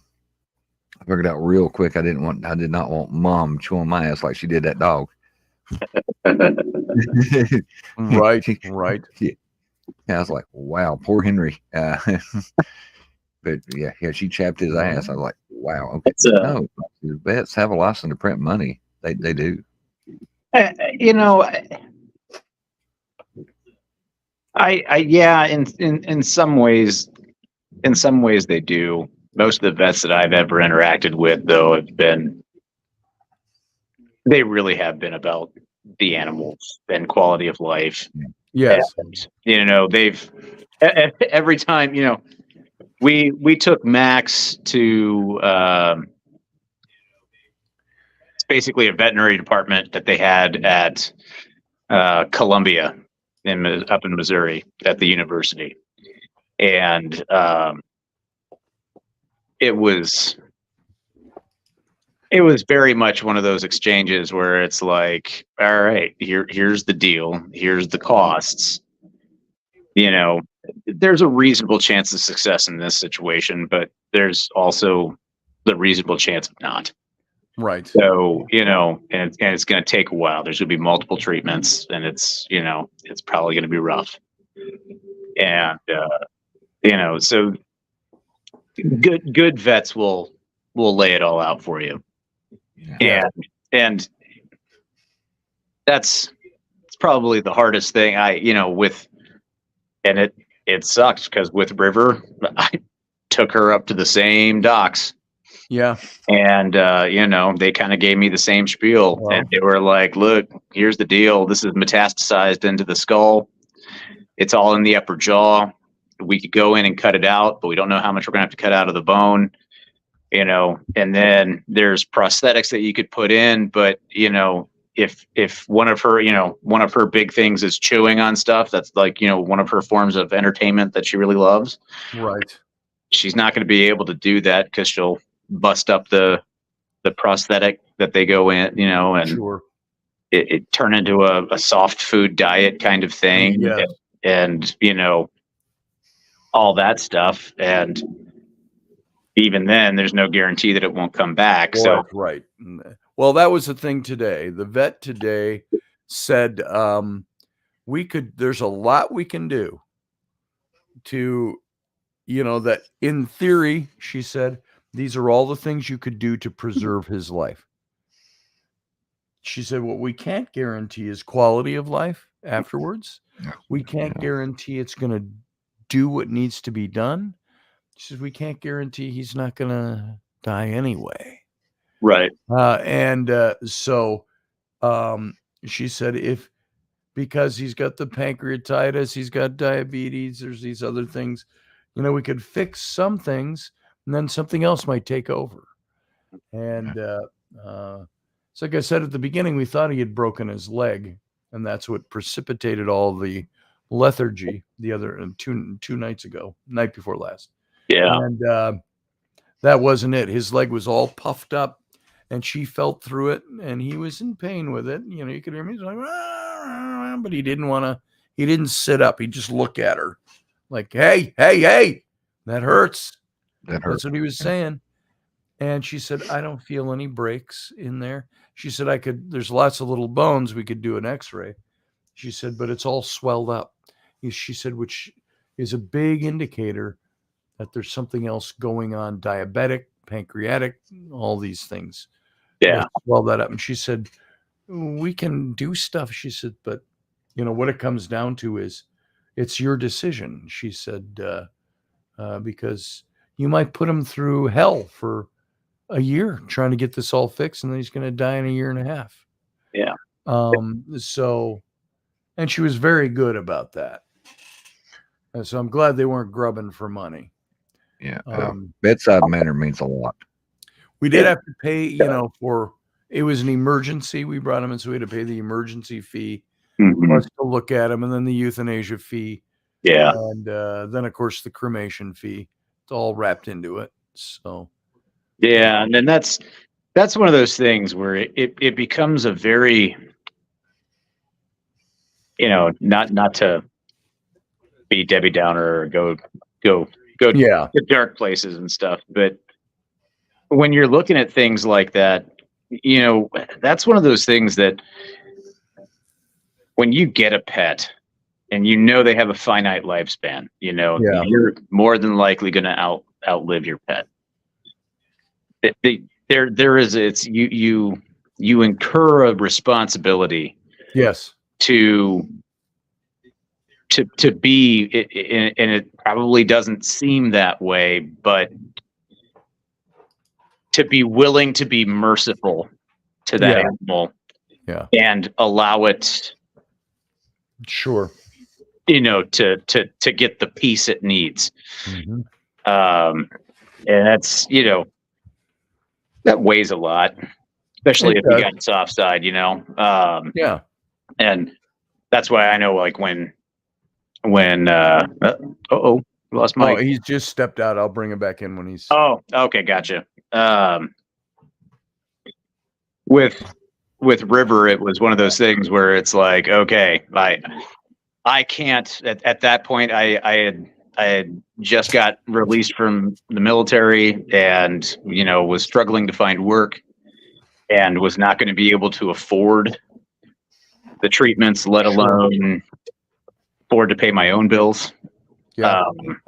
And I had to sit there and think about the quality of life issues and things like that. So, when I finally made the decision, and it took me a good week and a half, 2 weeks to actually sit there and mull through everything and then finally schedule, and that was kind of dark. Yeah. You're like, well, we're putting this on the calendar, and sure. You know what? But that last day was a heck of a day for River. We went on a nice big long walk on all of her favorite routes that we'd take walks on. When I would walk her in the evenings, I'd walk up into the square because I lived just a block off the town square there in Waynesville. And if there was a theater production going on, we would always stop in and watch rehearsals and hang out, and everybody would hang out, and if it was a production that I wasn't involved in, but everybody in the theater knew River and stuff like that. And so on that last day, I had people from the theater coming by. I had one friend showed up and said, "Hey, I hope you don't mind. I brought River a hot fudge sundae." Nice. And like, that's okay as long as you get me one too. Right. And it's like, River got a cheeseburger. River got a hot fudge sundae. Nice. Got just like a full, couple of hours in the backyard with everyone from the theater and myself and some friends, Mhm. throwing the ball for her, and she'd, go run and get it until she started getting kind of tuckered out. And then we we went up to the local coffee shop where everyone knew her, and they would do like lunches and stuff there, and they had a trained chef that actually worked in the back, and she's like, "Hey, I saved River some of this, chicken pesto pasta that we made," and like, brought a plate out, Nice. for River, and River nibbled on it, and we went for a cruise in my 51 Bel Air that I had at the time. A total raffle, Nice. but it was a hard top, so you rolled down the window on the door and in the back, and you just had like 4 foot of open window, no B pillar, nothing. Yeah. Got those all down so she could get up in there in the back seat, stick her head out. I believe my mom and- had one of those when I was a little kid as a practical vehicle, not a Right. collector's vehicle. Yeah, I'm exactly. talking the thing was about 9 or 10 years old, and Daily she had to drive driver. that piece of junk around until she could afford like a Fairlane or something. Right. And then, a few of the people from the theater hopped in the car, piled in the car with us. And you could fit about 15 in that car. Right. Yeah, exactly. Had like a 4-body trunk. Yes. And we drove up to the vet. They rode up there with me, and some of us met us up there at the vet. And there was like 6 of us in the room with River when we had her put down. So she didn't go alone. No. And it was weird too, because it's like she knew kind of what was coming. Yeah. So she kind of like tried to just kind of go chill on one side of the exam room. And it's like, no, I'm good. Just go curl up and lay down over there. And, they were over there. Oscar today. I think he knew everybody was there. His whole family was there. And he went very peacefully. So, it's like, I suppose it's akin to having to pull the plug on a relative. Mm-hmm. Yeah. Akin to that. It's coming. We got to do this now. Everybody's gathered around. Yeah. Except when you do that, they're normally not conscious. Yeah. But, So, yeah. No. So, Yeah. so yeah. I said, this one, when he gets quiet, I have to go see where he is. Because if not, he's been known to get into is things he shouldn't. doing? Yeah. it's like small children. Yeah, it's All like of a sudden when they're you getting get quiet. quiet, That's it. It's like, Yeah. Exactly. A little too quiet. What's going just on? like this morning, he got up, and I'd got up and laid back down on the couch because I don't sleep well. And he got up, come from James's room back in here, and he stopped, and I guess he got a little too close, and it kind of woke me up. And I started looking at him. He had slipped into the bathroom where the cat's food in the cat box is, and I was like, "Where the fuck are you going?" He stopped like somebody had just jerked his soul out of his fur, and he's like, "Oh, wasn't me. It's that other dog." Turn around, hauls ass, plumb to the other end of the house. He's like, "Nope, wasn't me." Yeah, I was like, "Holy shit!" But like I said, they become such an integral part of our life, our ins and outs, their little quirks, their little whatever. And it's like I was working on the truck today, and he got out the door on me, and he just jumped in the truck. He's like, "Hey, we go for a ride. We go back to puppy school. I learned so much." I'm like, Cool. yeah, Hey, Claudette, if you can send me that video, I'd love to see that. So she says, those of you just listening, speaking of orbs, Scotty, my cat came back and played with my other cat a few days after she passed. I videotaped it. Oh, wow. It's interesting. Hey, dramatic change of topic on that. My wife sent a little video we have a family chat, Abby and Bryn, my twins, and Sam, and then it's the adults. It's not the kids. The little kids aren't on it. Yeah. And that's where we talk about gifts and Christmas and trips and stuff like that. And so they were, it was my daughters that called today, by the way, and said, "Dad, take him in right away. We will cover any cost on Oscar. And they did. They paid for the whole nut, and then they bought everybody pizza afterwards. Can we buy you pizza? And they live in North Carolina, so they just ordered it at the pizza place here. Yeah. They're And, close. They're closer to me than they are to you. Yeah, and I said, paraphrasing a movie line I saw once, a comedy. I said, pizza makes the sad go away. So they said, well, we got it. Well, it's coming. But they, Rainey was talking to them, and she sent them this video of a Tesla car, which my daughter Bryn and her husband both have Teslas. Mm. And so she sent this, and she showed ghost investigating with the navigation system in the Tesla. Now, the Tesla, if you've never driven one, I drove one. I didn't own it. But when I was doing the roofing, my buddy who owned the company owned 3 Teslas. And he let me drive one around. That was one of the inducements. Hey, you come out here. I'll just give you one of the Teslas to drive around. Cool. And it has this big screen. It's like, it's an 1117. It was 17 inches tall and 11 inches wide right here on your dashboard. And you could just program it and mess with it. And it would do all your navigation and stuff. And you could zoom in down to ground level and go all the way out to the globe. And so these guys in this video were in a cemetery, broad daylight. And they said, watch what this thing does. And it's got the navigation on, and the navigation, it's got the auto navigation. So you can take your hands off the wheel and the thing drives for you. Yeah. It's got all these sensors out front and the back on all the sides. Yeah. It'll move you over in lanes as you're going down the freeway and move you back in. But they're sitting in this cemetery, sitting still. And right out in front of the car, it shows the car, the little icon of it, and it's driving up the little lane in the cemetery at about a mile an hour. And this guy pops up in front of the car, boop, and he starts walking across in front of the car. And the guy taking the video is freaking out. What the fuck is that? Look at what that thing's doing. Look, it's right there.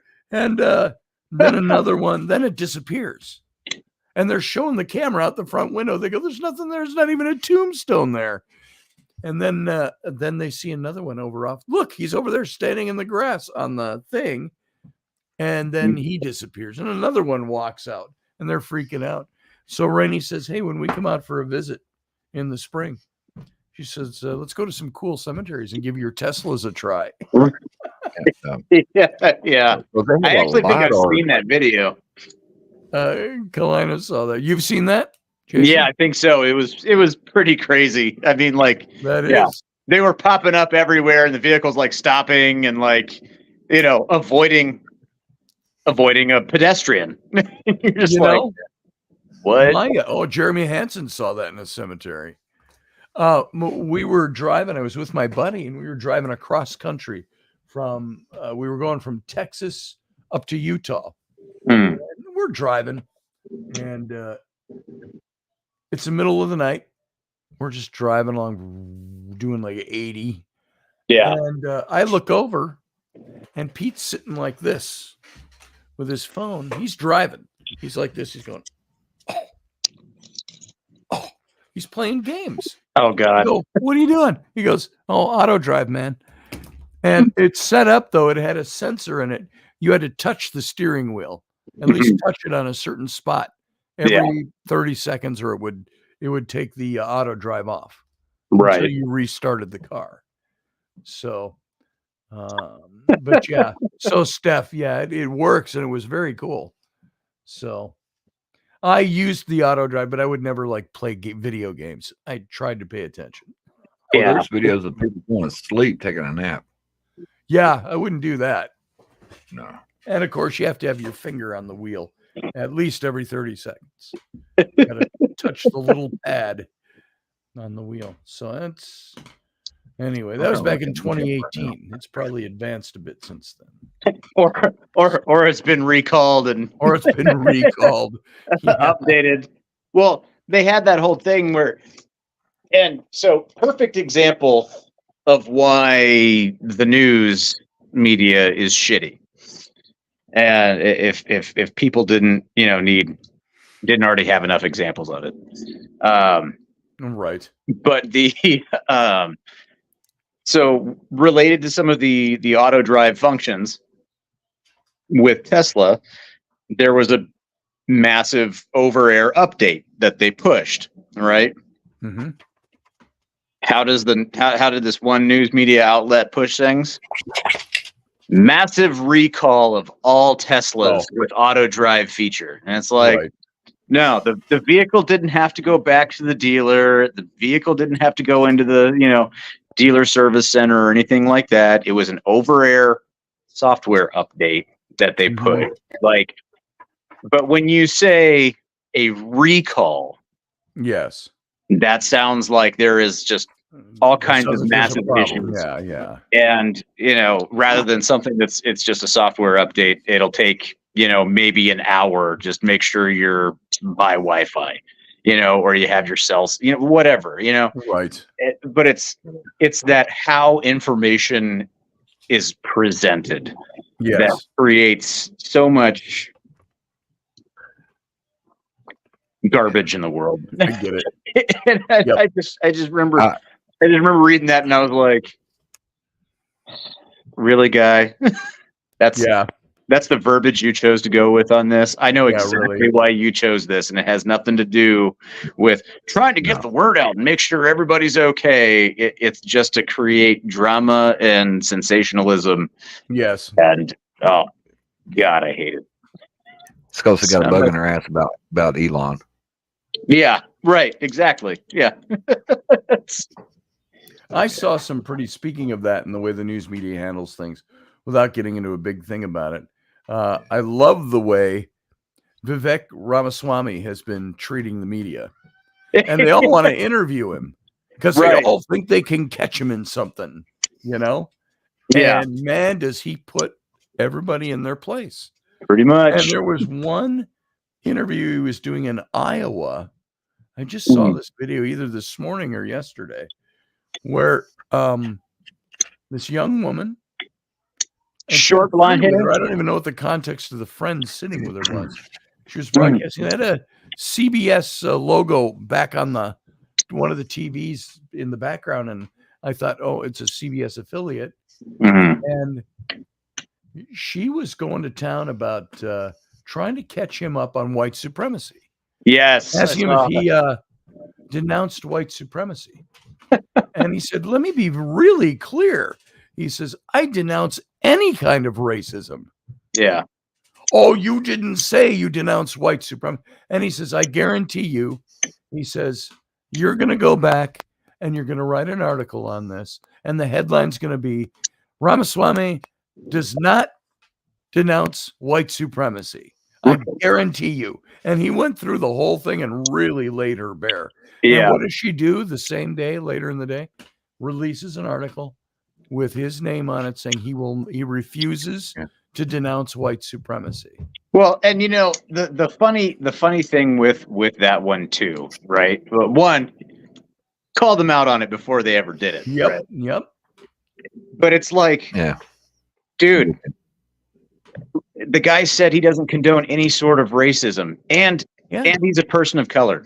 There's no need to ask him if he condemns white superiority or whatever. Like, it is so asinine to hit him with that question. It is. Like, they're just she doing really it wanted to. It turns out she's an activist, so shorter hair, right? And it was blonde. She had a dark-haired lady sitting next to her, like in a pink coat or something. Yeah. I saw that same bit, and I was just like, these guys are such tools. At least when Piers Morgan interviewed him, it was actually a decent discussion. Yes. Well, Piers Morgan's pretty level-headed thinker. Right? He is. I have really enjoyed watching Piers Morgan. There's that one British guy. Well, it's two it's two other British guys, but one is a supporter or a member of what we'd probably be referred to as some sort of not extremist to the point of terrorism, but an extremist Islamic group, or one that has ties to. And then there's this British, guy that's I think he was like a war correspondent at some point, like on multiple occasions or whatever. And he's just sitting there like, here's why this is stupid, and here's why you're an idiot. And like the guy just sits there and tries to talk over him the entire time. That's what this reporter did. This woman reporter. Yeah. Just tried to talk everything she asked. He's in the middle of explaining it, and she starts, well, what about the it's like, right. He said, could I please finish a sentence? Yeah. I'm trying to answer your question. Thanks. Yeah. Like, I stuff like that is those kind of things where you're like, please, Lord, let me see something today that restores my faith in humanity. Yes. I was going to read for you guys. I every now and then get drawn into George Takei's Instagram. Yeah. He's an idiot, may I say. Oh, I my. liked him as Lieutenant Commander Sulu, but he is nothing but an activist. He's an activist for the left, for progressive left. And all they do is find new ways to try to insult the right on his thing. But he was insulting somebody who came off, and some celebrity, I don't even know who it is, talking about, made some comment about white supremacy. Yeah. And people were all about, well, whites are the problem and blah, blah, they're going on and on and on. So I wrote this. I said, I'm a white child of immigrants. My ancestors emigrated to America in 1710, and my family's been here ever since. After 3 centuries, you could say I'm a Caucasian Native American, but not indigenous Native American. Mm-hmm. What is my culture? American culture. I claim my Welsh roots, but there is also a healthy dose of Scandinavian in the blood, probably infused during those Viking raids in the 8th century on my ancestors. Yeah. A bit of Germanic blood from my paternal grandmother's side, a wee bit of French from God knows where, and a splash of French Canadian somewhere up the tree, which is Native American. Just a splash. Oh, like Métis? Yeah, it's something like Métis. Yeah. And from about 150 years ago. Mm-hmm. So I'm a white, well, more pinkish, that grows deeper pink when exposed too long to the sun. But after that, like my black, red, yellow, and polka dotted brothers and sisters, I'm an American. And we all make up American culture. So ultimately, who cares what color our skin might be or how our ancestors got here? There was one guy who was trying to make a justification. He said, well, you can't, something about, you can't camp on being white for this. He said, well, you camp on being black. He says, yeah, it's, well, how I got here. We were brought over as slaves, blah, blah, blah. I said, so ultimately, who cares what color our skin might be or how our ancestors got here? We're either unified as Americans or we're looking for ways to perpetually divide. Yeah. And I thought that was significant to say something about that. And it reminded me of do you remember who Flip Wilson was? Oh, yeah. Black comedian. Yeah. I got the 60s and the 70s. He died at the end of the 90s, but he had the Flip Wilson show in the 70s when I was a kid.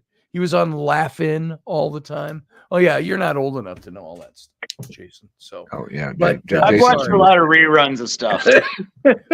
Gilligan's Island. But there was a bit he did.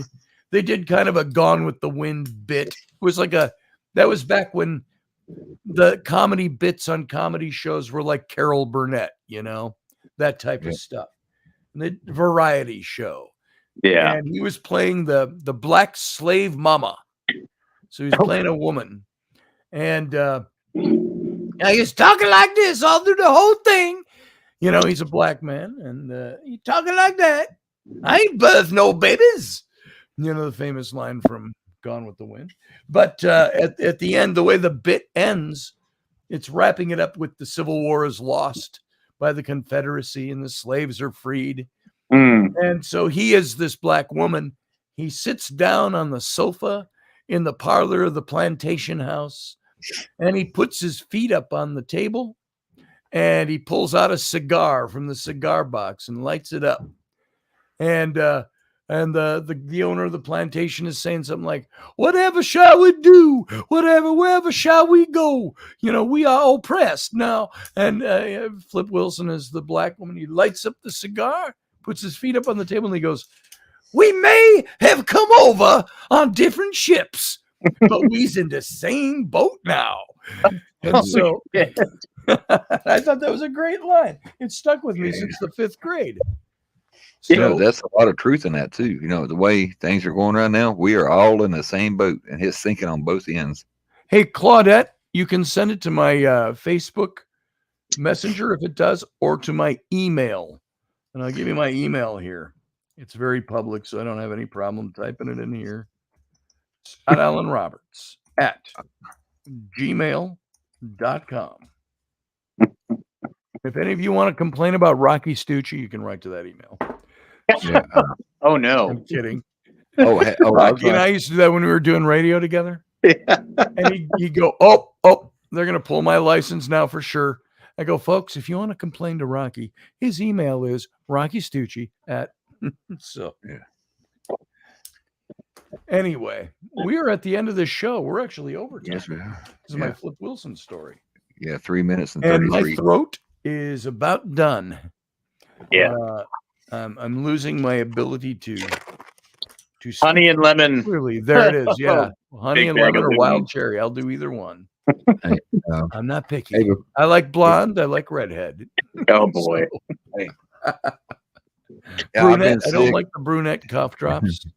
So Ricola. Hey, yeah, I've been pretty busy, and then when I'm not busy, I've been sick. I see you're making notes. Yeah. Shameless plug. All right, shameless plug. Thank you for Yeah. that. I hear that's a really good book. Yeah. Got a really nice picture. wasn't in the back too of bad. it. All right. It's Well, all right. One of these Now- days, I'll actually finish writing one of the other books I have to get done, and maybe get a new book out, other than my illustrated books. So I need another one of your books so I can have something else, the shameless plug, other than I've just got the a one. couple around here. Hey, you can send me the one in Mandarin. That would really Yeah, I help. could send you the Exodus Reality in Mandarin. Hey, I'll put it on my bookshelf. I have ordered a bookshelf. Good night, so Randall Flagg. All right, everybody. We're going to get out of here. Michael, good to have you. Have a good night, brother. Jason, good to have you as always. I'll talk to you always. soon. Yes, sir. All right. Everybody else, thanks for being here. Thanks for all your time. And let's just wrap it up with that and get out of here. Live long and prosper.